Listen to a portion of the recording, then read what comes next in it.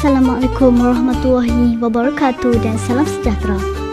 Ramadan hadir sebagai tetamu mulia, membawa rahmat, keampunan dan kebebasan dari api neraka.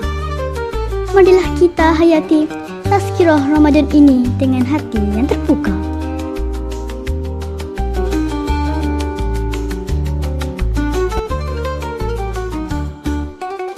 Ramadan mengajar kita untuk menjadi lebih bijak dan berdisiplin dalam mengurus masa. Dengan menjadikan setiap saat berharga, kita dapat meningkatkan kualiti dalam ibadah dan aktiviti seharian kita.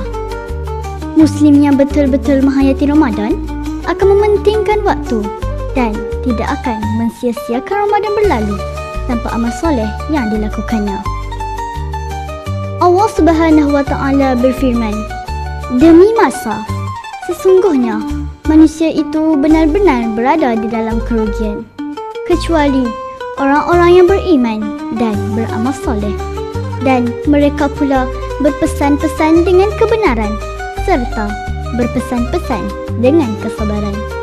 Surah Al-Ars ayat 1 hingga 3.